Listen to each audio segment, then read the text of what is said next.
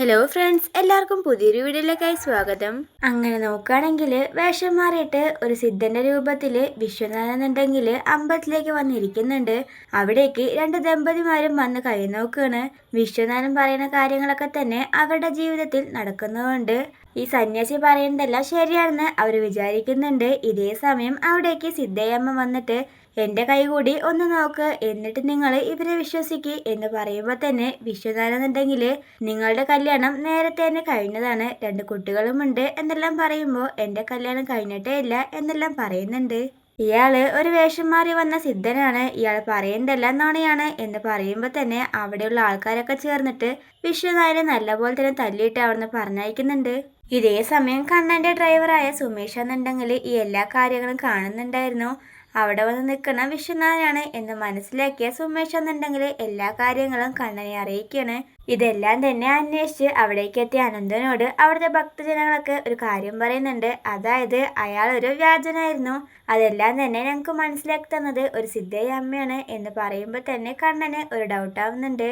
താനും മഹിയും കാണുന്ന ആ അമ്മ തന്നെയാണോ ഇത് എന്ന് ഉറപ്പിക്കാനായിരുന്നു കണ്ണന്റെ ലക്ഷ്യം. പക്ഷെ അതൊന്നും അവിടെ നടക്കുന്നില്ല. ഏതായാലും ഇതോട് കൂടിയിട്ട് വിശ്വനാഥന് വീണ്ടും തന്നെ കണ്ണൻ നടന്നോ എന്നൊരു കാര്യം കണ്ടുപിടിക്കാനാവാതെ നിൽക്കുകയാണ്. ഇതോട് കൂടിയിട്ട് കണ്ണനും ഒരു കാര്യം മനസ്സിലാവുന്നുണ്ട്. അതായത് വിശ്വനാഥന് എന്തൊക്കെ ഡൗട്ടുണ്ട്, താൻ നടക്കുന്നുണ്ടോ എന്ന് കണ്ടുപിടിക്കാനായിരിക്കും അയാൾ ഇങ്ങനെ വേഷം മാറി വന്നിരിക്കുക എന്നൊരു കാര്യം കണ്ണന് മനസ്സിലാവുന്നതോട് കൂടിയിട്ട് ഇനിയെങ്കിലും സൂക്ഷിച്ച് കാര്യങ്ങളൊക്കെ ചെയ്യണമെന്ന് തീരുമാനിക്കുകയാണ്. ഏതായാലും വീട്ടിലെത്തിയ വിശ്വനാഥൻ എല്ലാ കാര്യങ്ങളും മുത്തശ്ശിയോട് പറയുന്നുണ്ട്. നീ ഇങ്ങനെ ഒരു മണ്ടനായി പോയല്ലോ, അതുകൊണ്ടല്ലേ എല്ലാവിടെയും പോയാലും നീ ഇങ്ങനെ തല്ലി വീഴ്ച വരുന്നേ എന്നെല്ലാം ഇവര് സംസാരിച്ചുകൊണ്ടിരിക്കുന്ന ഇതേ സമയത്ത് മോഹിനി എന്നുണ്ടെങ്കിൽ എല്ലാം തന്നെ കേട്ട് നിൽക്കുന്നുണ്ട്.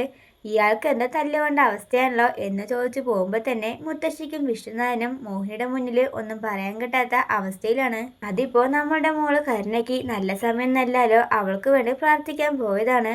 അവിടെ വെച്ച് കുറച്ച് പ്രശ്നങ്ങളൊക്കെ ഉണ്ടായി, അതിന്റെ ഭാഗമായിട്ടാണ് ഇവന്റെ മുഖത്ത് തന്നെ പാട് എന്നെല്ലാം പറയുമ്പോൾ തന്നെ കണ്ണൻ നടന്നെന്ന് കണ്ടുപിടിക്കാനാണ് വിശ്വനാഥൻ ഇങ്ങനെ പോയെന്ന കാര്യം മോഹിനിക്ക് മനസ്സിലാവുന്നുണ്ട്.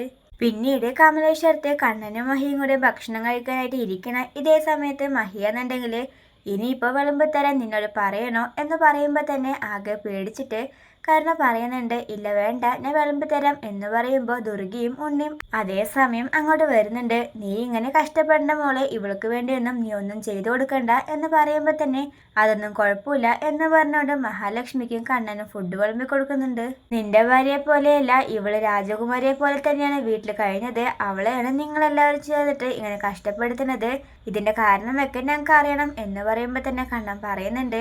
ഇതിന്റെ കാരണമൊക്കെ നിങ്ങൾക്ക് വൈകണ്ട് മനസ്സിലാവും, അന്ന് നിങ്ങൾക്ക് ഇതെല്ലാം കുറഞ്ഞതായിട്ട് തോന്നുള്ളൂ എന്ന് പറഞ്ഞുകൊണ്ട് അവരുടെ വായടപ്പിക്കുകയാണ്.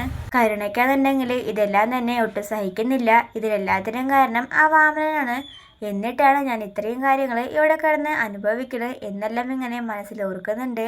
ഉണ്ണിയായാലും ദുർഗയായാലും ഒരു കാര്യമാണ് സംസാരിക്കുന്നത്, അതായത് കരുണ എന്തിനെയോ ഭയപ്പെടുന്നുണ്ട്, അല്ലാതെ അവള് ഇങ്ങനെ ചെയ്യില്ല എന്ന് പറയുമ്പോൾ അതെല്ലാം എനിക്ക് തോന്നുന്നുണ്ട് മോനെ, പക്ഷെ അത് എന്താണെന്ന് നമുക്ക് കണ്ടുപിടിക്കാൻ പറ്റണില്ലല്ലോ എന്ന് പറഞ്ഞുകൊണ്ട് അവരെന്നുണ്ടെങ്കിൽ സംസാരിച്ചുകൊണ്ടിരിക്കുകയാണ്. പ്രതാപനെന്നുണ്ടെങ്കിൽ വീണ്ടും കണ്ണു നടന്ന എന്ന കാര്യം കണ്ടുപിടിക്കാനായിട്ട് പുതിയ കാര്യങ്ങളൊക്കെ തന്നെ ആലോചിച്ചുകൊണ്ടിരിക്കുകയാണ്. അതിനു വേണ്ടിയിട്ട് ഒരാളെ ഏർപ്പാടാക്കണം എന്നിങ്ങനെ ചിന്തിച്ചുകൊണ്ടിരിക്കുന്നുണ്ട്. ഇതേ സമയം കണ്ണനാന്നുണ്ടെങ്കിൽ മാർക്കോയെ കാണുകയാണ്. എന്നിട്ട് പറയുന്നുണ്ട്, ആ വിശ്വനാഥന് എന്നെ പറ്റി എന്തൊക്കെ ഡൗട്ടുണ്ട്, അതുകൊണ്ടാണ് സന്യാസിയുടെ വേഷത്തിൽ അമ്പലത്തിലേക്ക് വന്നത്, ഒരു അമ്മയാണ് ഞങ്ങളെ രക്ഷപ്പെടുത്തിയത് എന്ന് പറയുമ്പോൾ തന്നെ മാർക്കോയ്ക്കാന്നുണ്ടെങ്കിൽ നല്ല സന്തോഷമാവുന്നുണ്ട്. അവനെ ഇനിയും ഇങ്ങനെ വിട്ടുകൊടുക്കാൻ പറ്റില്ല, ഇതിനെല്ലാം തന്നെ ഒരു തീരുമാനം ഉണ്ടാക്കണം എന്ന് പറഞ്ഞുകൊണ്ട് മാർക്കോന്നുണ്ടെങ്കിൽ വിശ്വനാഥന് വീണ്ടും തന്നെ ഒരു പണി കൊടുക്കാനായിട്ട് തീരുമാനിക്കുന്നുണ്ട്.